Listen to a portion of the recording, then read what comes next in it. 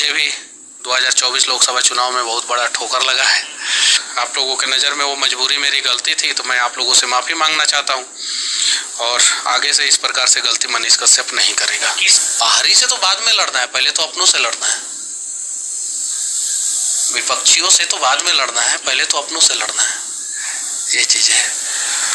चुनाव जब तक था तब तक मनीष कश्यप तो पूछा जाता था, चुनाव खत्म, कहानी खत्म। नमस्कार, प्रणाम। मैं सत्येंद्र, आप देख रहे हैं सेवार्थ सत्येंद्र। दोस्तों, मनीष कश्यप अब क्यों कह रहे हैं कि लोकसभा 2024 के चुनाव में मुझे बहुत बड़ा झटका लगा है। वो ये भी कह रहे हैं कि पहले अपनों से लड़ना है, इसके बाद विपक्ष से लड़ना है, लेकिन पहले हम लड़ाई अपनों से ही लड़ेंगे। उन्होंने ये भी कहा है कि जब तक चुनाव था तब तक मनीष कश्यप पूछा जाता था, चुनाव खत्म हो गए तो कहानी खत्म हो गई। अब ना तो कोई मनीष कश्यप को पूछता है और ना ही मनीष कश्यप का कोई काम पूरा होता है। उन्होंने ये सारे आरोप खुद ने ही बीजेपी के खिलाफ लगाया है।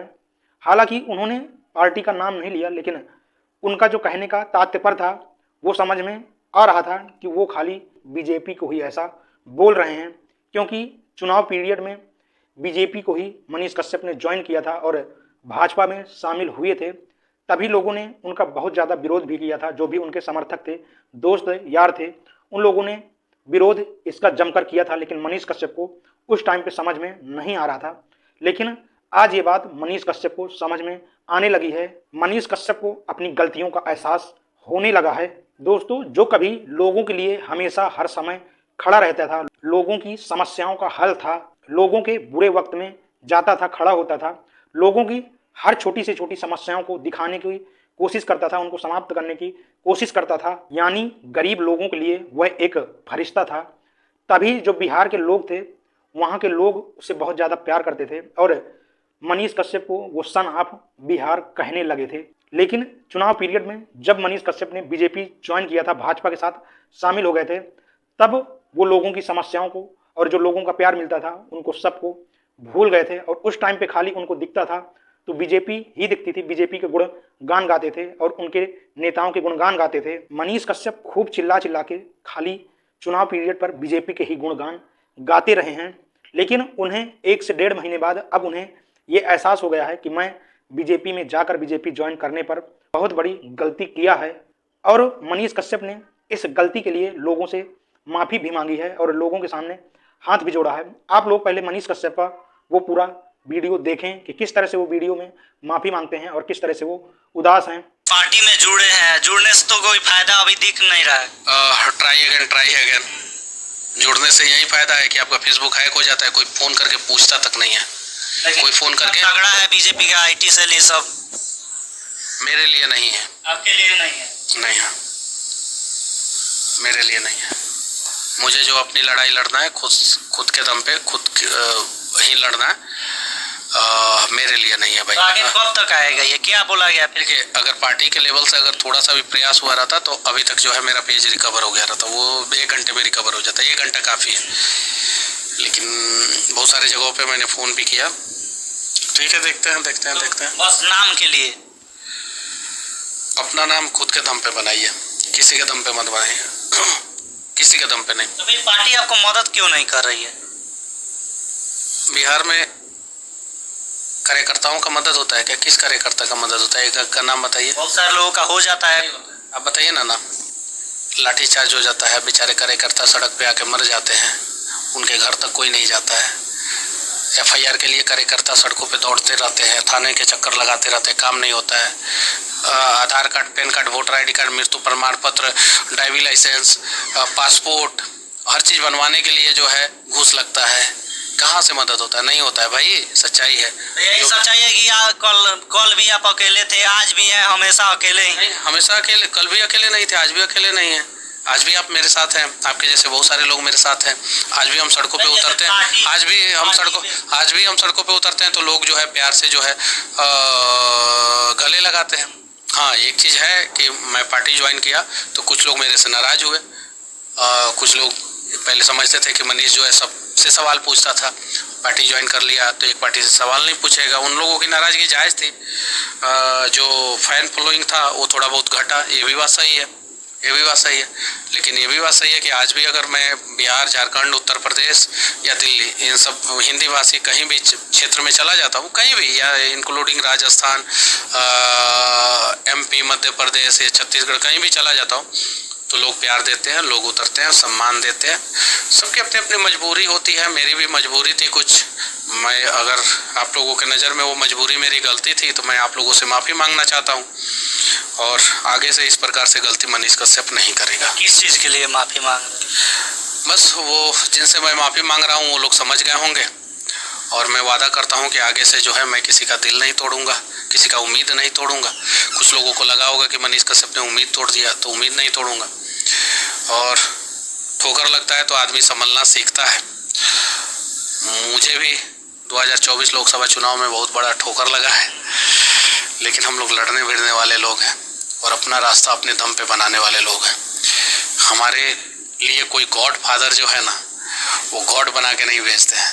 वो गॉड कहते हैं कि तुम लोग लड़ो, संघर्ष करो, सीखो, गलती करो, गाली सुनो, गिरो, लेकिन फिर तुम्हें उठना है, दौड़ना है और मंजिल तक पहुंचना है।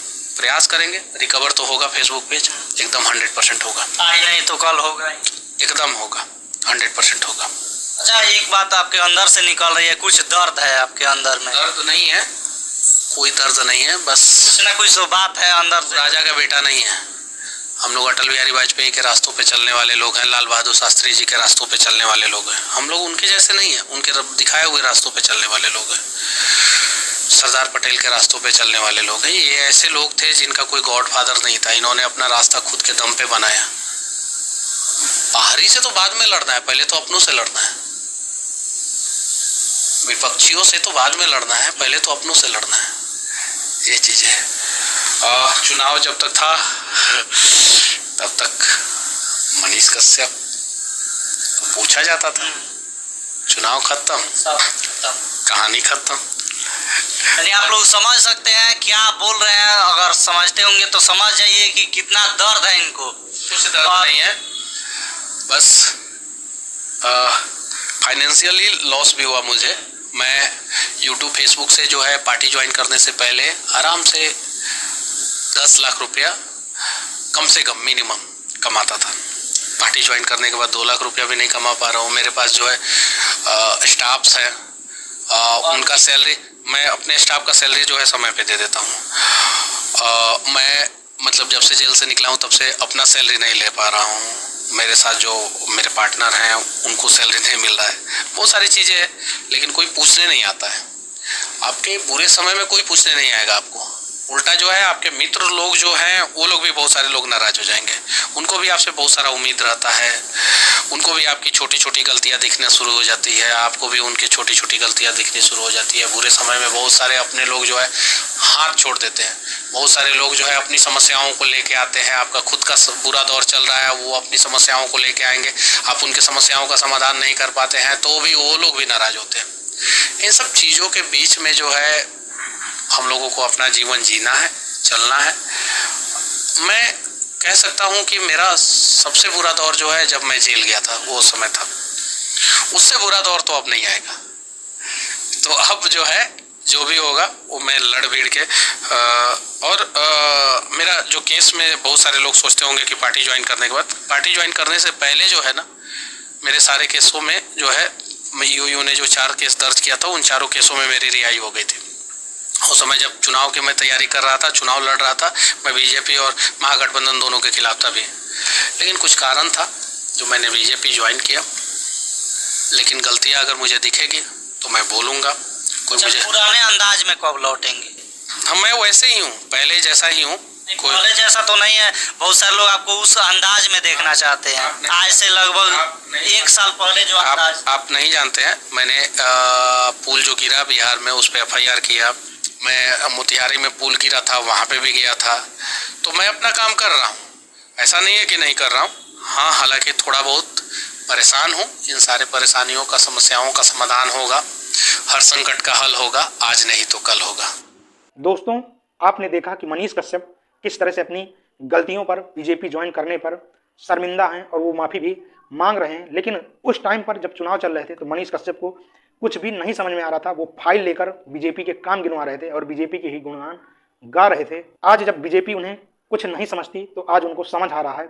लेकिन उस टाइम जब लोग उनको बुरा कह रहे थे, उनके साथी संगति जो थे वो बुरा कह रहे थे, तब उन्होंने अपनी माँ का नाम दिया था कि मेरी जो माँ कहेगी वही मैं करूँगा। और उस टाइम पे उन्होंने, जो दिल्ली के सांसद हैं मनोज तिवारी, उनका ही नाम ले रहे थे कि मेरे जीवन में मनोज तिवारी का बहुत बड़ा उपकार है। अब कहाँ चले गए मनोज तिवारी और अब कहाँ चले गए बीजेपी के जो नेता थे और कहाँ चली गई बीजेपी पार्टी, जो आप चिल्ला चिल्ला कर मोदी की और बीजेपी नेताओं की प्रशंसा खूब किया करते थे। दोस्तों, किसी ने क्या खूब कहा है कि जब तुम समाज के लिए खड़े होगे और कुछ करने के लिए आगे बढ़ोगे तब तुम्हें लोग आगे नहीं बढ़ने देंगे, तुम्हें गिरा देंगे। और सेम इसी तरह बीजेपी पार्टी ने मनीष कश्यप के साथ किया है। दोस्तों, अब देखना यह है कि मनीष कश्यप अब क्या करते हैं। खैर, इन सब चीज़ों के बीच जो भी चुनाव टाइम पर घटित हुआ है, ऐसा हम यदि देखते हैं तो मनीष कश्यप गिरगिट की तरह अपना रंग बदलते हैं। लेकिन इस वीडियो से पता चलता है कि वो अपनी गलतियों पर बहुत शर्मिंदा है और एहसास भी उन्हें हो रहा है। अब देखना यह है कि मनीष कश्यप किस तरह से लोगों की आवाज़ बनेंगे और अपने पुराने अंदाज में सामने आएंगे और बिहार का, यूपी का और पूरे भारत देश का नाम रोशन करेंगे। दोस्तों, आपकी इसमें क्या राय है कि मनीष कश्यप ने बीजेपी ज्वाइन करके अच्छा किया था या फिर बीजेपी ज्वाइन करने के बाद उनको जो एहसास हुआ है उस पर जो वो शर्मिंदा हैं, इस पर आप लोग क्या कहना चाहेंगे? अपनी राय कमेंट सेक्शन पे जरूर दें। मिलते हैं एक अगली वीडियो में, तब तक के लिए अपने परिवार का ख्याल रखें, सुरक्षित रहें। जय हिंद, जय भारत।